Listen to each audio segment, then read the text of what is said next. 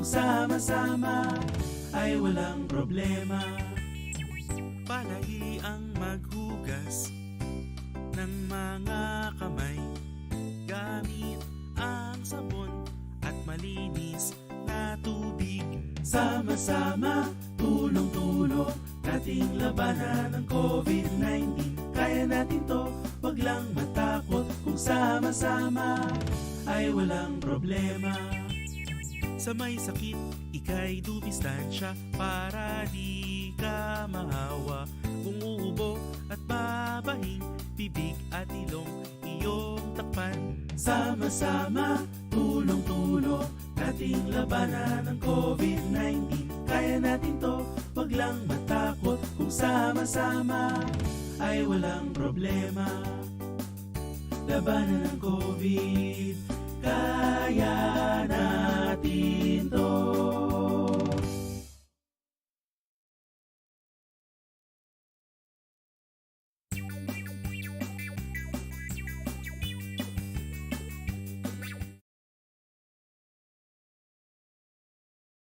COVID-19 vaccines.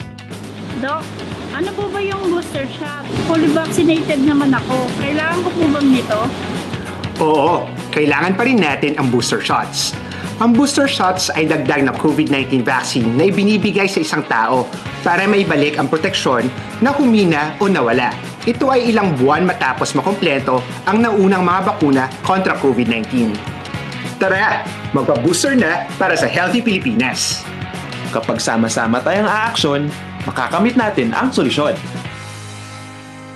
Ito, ang tanong ng bayan. Kung saan ay sasagutin ng mga eksperto ang mga maiinit na tanong ng bayan tungkol sa COVID-19 vaccines. Sino-sino po yung pwede nang tumanggap ng booster shot? Napaka-importante ng tanong na yan. Ang mga fully vaccinated na edad 18 taon pataas ay pwede nang tumanggap ng unang booster shot. Basta siguraduhin lamang na 3 buwan nang nakalipas sa iyong huling dose ng bakuna. Para sa mga nakakuha naman ng first booster shot, ay umantabay si schedule para sa inyong second booster. Tara, magpa-booster na para sa Healthy Pilipinas! Kapag sama-sama tayong aaksyon, makakamit natin ang solusyon. Ito, ang tanong ng bayan.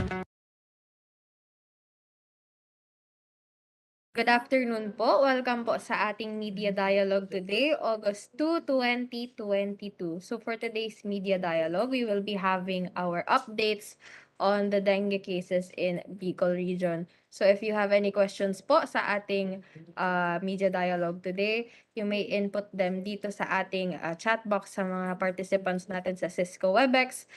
We are also live on Facebook, so you may input your questions sa ating comment section. So to begin, let's have our updates from our Regional Dengue Program Coordinator, Mr. John Dominic Bolunya. Good afternoon po, sir.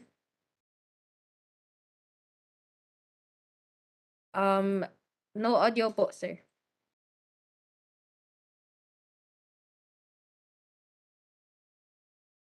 Wala pa rin po, sir.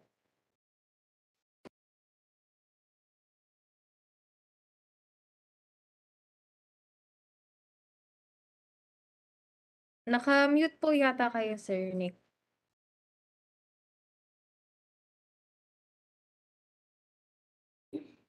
Wala pa rin po, sir.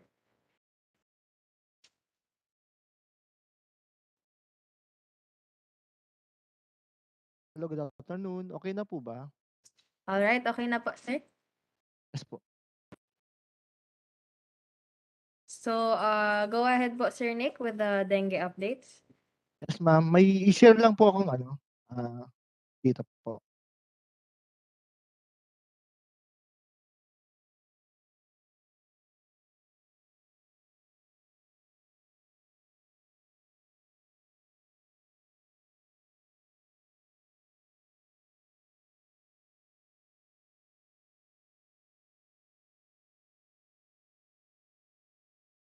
All right, so while we are waiting for Sir Nick's presentation, may I remind everyone po na if you have any questions, you may input them sa ating chat box here on Cisco Webex or sa ating comment section sa Facebook Live. We will address that later on sa ating open forum.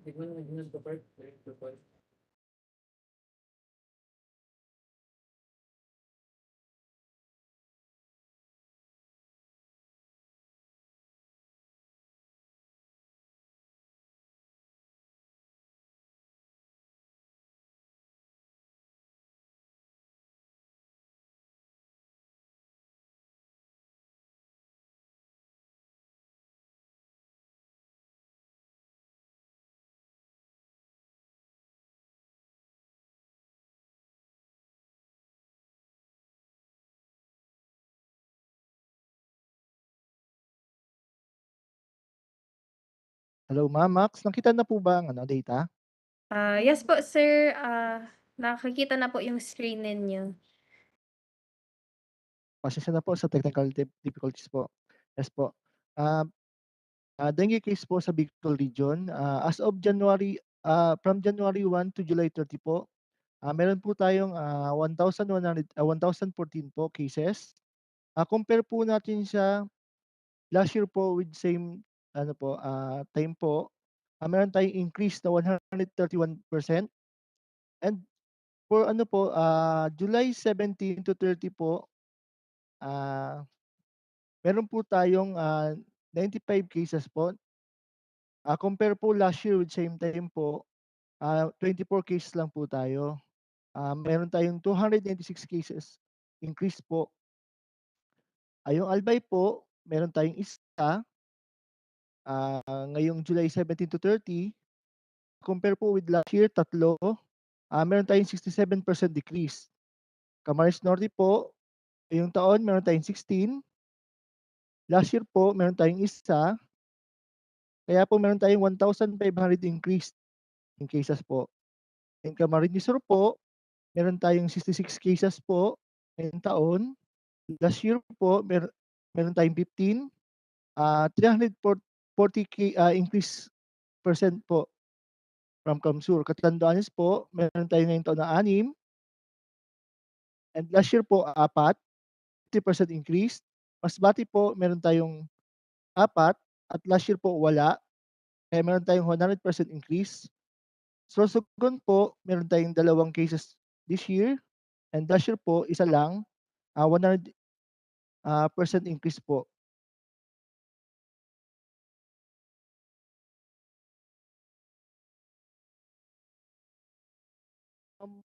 Max. All right, thank you po, Sir Nick, for the data. So I guess let's proceed now to our Q&A. Sir, may we request po na mag-stop share po kayo?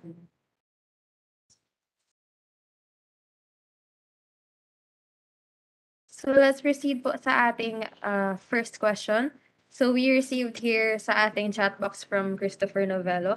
Anong morbidity week daw po ba ito, Sir Nick, na data na inyong present?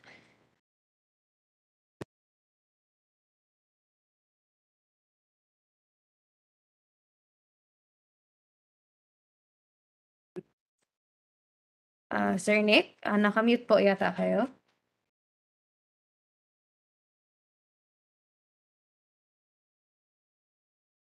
I guess we're experiencing technical difficulties on Sir Nick's side. So earlier po, we already sent out the program for this media dialogue to our media partners, and we have collected questions from them, which we will answer sa ating open forum this afternoon.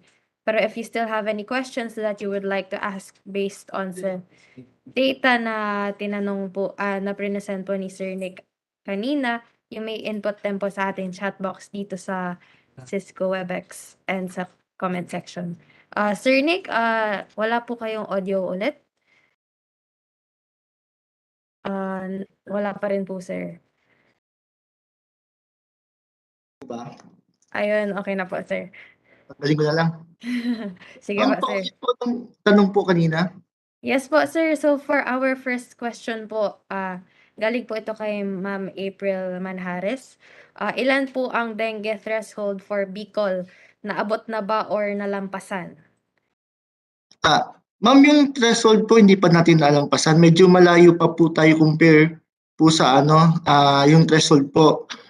Pero po makita po natin medyo mataas po yung increase kasi po yung last 2 years po, yung 2020 to 2021, medyo mababa po yung cases ng dengue. Dahil po nga sa mobility po ng tao. Ibig sabihin po, nung time na yon, yung mga infectious disease po, mababa po yung, based po sa data, mababa po talaga yung mga infectious disease sa 2 taon na nakalipas. Back to you, Alright. ma'am. Thank you po, sir. So, eto may question po tayo sa ating chat box from Christopher Novello. Anong morbidity week po yung data po na pinesend po ninyo? Yes, ma'am. Week 29 to 30 po. Alright, thank you po, sir, sa clarification. Another question po from Ma'am April Manjares. This already was presented kanina, kung ilan daw po yung cases for July 2022. So if we could just review that sa ating Media Dialogue live stream. Another question po, sir, mas mataas po ba July compared to previous months po? Ma'am? Yes po, ma'am. Paulit po. Kung mas mataas daw po ba yung cases natin sa July compared to the previous months? Yes, ma'am. Mas mataas po tayo this month compare po sa previous months. Okay po, sir. So we have a follow-up question from Ma'am April. Ano po ba ang ibig sabihin na mababa po yung mobility ng mga tao? Ma'am, kasi yung nakalipas, di ba po meron tayong mga restriction po dahil po sa COVID-19, di po nakakagalaw yung tao, ibig sabihin po, baka po di po nakapagpa-check up o nakapagpa-test yung tao, kaya po may sintomas na po sila ng dengue. Pero ngayon po, di ba, okay na po tayo dahil yung restriction po sa COVID-19, medyo nakakagalaw na po ang tao, nakakapunta na po sa mga hospital, nakapagpa-check up na po. On that note po, Sir Nick, may question po tayo related to that from Christopher Novello. Is it safe to say daw po that we can associate the mobility of our kababayan sa pagtaas ng cases ng dengue? Paulit po, ma'am, kung ma-associate. Is it safe to say na we can associate po yung mobility ng mga tao sa pagtaas po ng cases ng dengue? Compare po, ma'am, nung last year, kasi nga sabi ko, konti lang po, based sa data po, konti lang po yung na case ng dengue dahil sa mobility. Compare po to this time na yung tao po nakapag-check up na, nakakapag-test na po sa dengue. Yes po, ma'am. Okay, thank you po, sir. So let's move on sa ating next question. This is from Mr. Luens Barcena. Anong probinsya po at syudad ang may pinakamaraming kaso ng dengue? Yes, ma'am. As of now po, ang pinakamataas pong province is Camarines Sur po. And pinakamataas po na city ng dengue cases is Naga City po. Alright, for our next question po, sir, still from Sir Luens Barcena. Sa kada kaso, anong classification sa dengue ang nakuha ngayon ng mga dengue victims? Severe ba ito or mild? Yes po. Ma'am, based po sa clinical classification, meron po tayong tatlong classification. Number 1 is no warning signs. Na meron po tayong 233 case, which is po 23% po ng kabuuang kaso. Yung pangalawa po is with warning signs na meron po tayong 757 na cases, which is po na 75% po ng kabuuang kaso. And meron po tayong pangatlo na severe dengue po na meron po tayong 16 na cases at 2% po siya ng kabuuang kaso. At yung 8 po, wala po tayong data noon, which is 1%. 8 cases po. Thank you po, sir. Yes po. So for Yes po, our next question still from Sir Luens Barcena, is tawa-tawa a better solution for dengue daw po? Ma'am, tawa-tawa, pwede tayong uminom ng tawa-tawa. Pero mas importante po na ma-hydrate po ang patient o ma-hydrate po ang patient sa pamamagitan po ng Orisol at saka po magpa-check up agad. Ang pinaka-importante po, magpa-check up agad pag may sintomas na po ng dengue. Back to you, ma'am. Okay, thank you po, sir. So, next question po, sir. Ano daw po ba ang pinagkaiba ng dengue sa COVID-19? Kasi parang pareho lang daw ang symptoms. Yes po ma'am. Sa first stage po kasi ng dengue is may pagkawig po siya sa COVID-19. Pero ang pagkakaiba po nila, ang COVID-19 po is respiratory disease. Meron po siyang sintomas ng ubo, pananakit po ng lalamunan, sipon, at pag nag-severe po, nagkakaroon ng severe pneumonia po. Compare naman po sa dengue, pag severe na po, bleeding na po siya. Back to you ma'am. Thank you po, Sir Nick. So, another question from Sir Luens. Anong mga factors ang naging dahilan kung bakit nakuha ng mga victims ang dengue? Yung severe, saan ito nakuha? At yung mild, saan rin ba nakukuha? Sir Nick? Ma'am, yung dengue, laging ano niya, source niya is from kagat ng lamok. Saka ma'am, ang dengue po pag di naagapan, nagiging severe po siya. Back to you, ma'am. Thank you po, sir. So, we received a question po from Miss Janessa Sevilla. Kung bicolor coding, anong color classification po ba, especially sa CAMSUR? Red na po ba kung pagbabasehan ang record?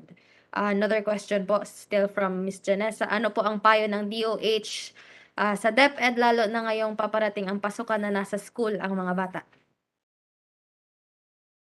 Ma'am, about po sa color, yung CAMSUR po, masasabi ko po, siguro nasa ano na po tayo, nasa red na po tayo, which ibig sabihin po, pag red po kasi ma'am, yung red dyan, ibig sabihin nasa 51 to 100 cases tayo.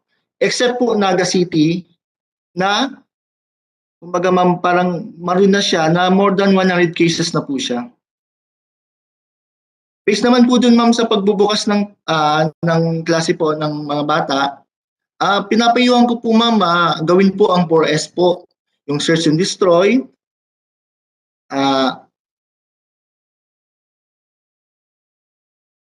health protection measure, seek early consultation, at support tagging po ma'am during po outbreak or sa hotspot area ma'am. Kasi po napapansin po namin sa pagbabako po sa mga LGUs, inuuna po nila yung tagging, which is po mali po kasi yung tagging po dapat last resort po natin yon. Unahin po natin ang search and destroy po ng mga breeding site po ng mosquito bago po tayo mag-tagging. Pag di na po talaga kaya, may outbreak na po, saka po tayo mag-tagging. Ika nga po ma'am, yun po yung last resort natin. Back to you ma'am. Thank you po, Sir Nick. So, another question from Miss Janessa Sevilla. Red is equals to alarming na po. And similar question po from Sir Luens. Can we consider Bicol region as fully red alert?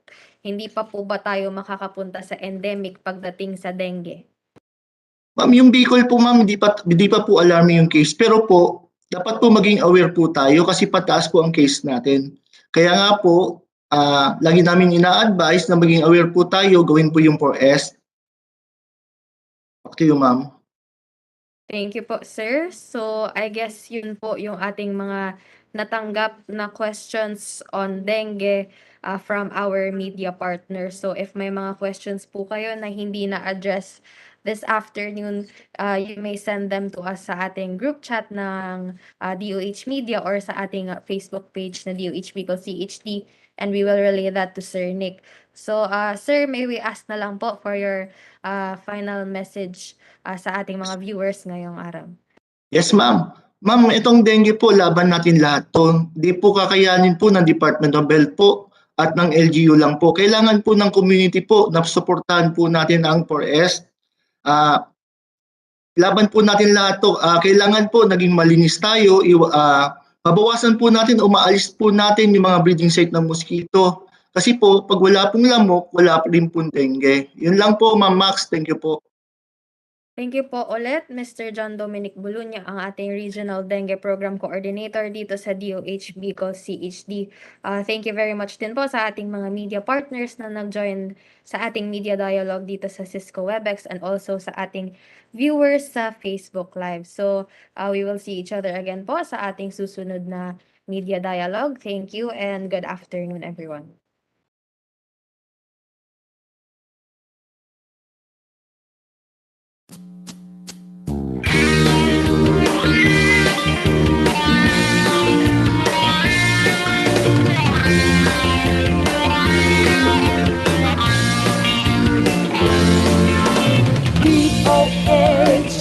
CHD, DOHCHD, serbisyo sa Ludicolo.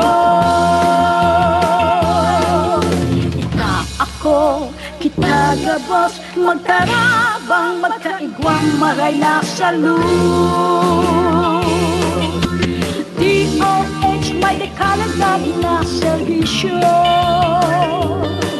Madaling dulog ko, nagtatawag, nagpapadabang.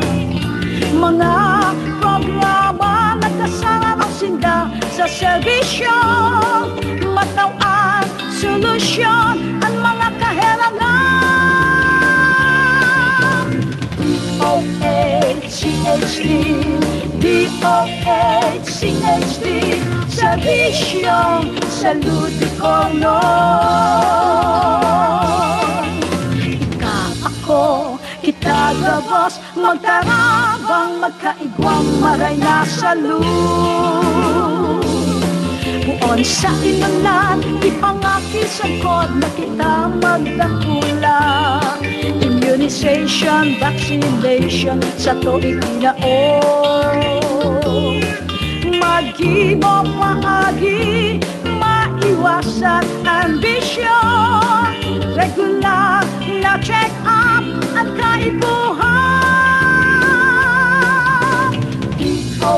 DOHCHD, DOHCHD, serbisyo sa Ludicolo.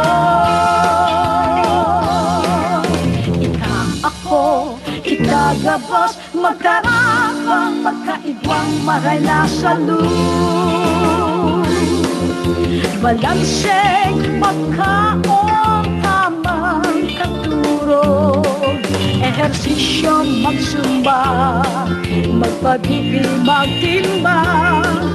Dapat kita magmano, magpatisipan. Ano man sa tindang relihiyo, katinda sa buhay. Mga pagiramdam lamang ini para iwaselang. Kita magtarabangan sa programa ka, Department